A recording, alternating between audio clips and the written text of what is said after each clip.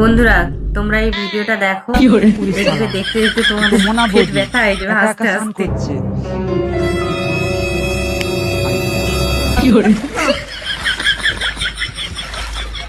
মোনাবদি একা একা স্নান করছো যে? আর কি করব বলো? চলো আমরা একসাথে স্নান করব।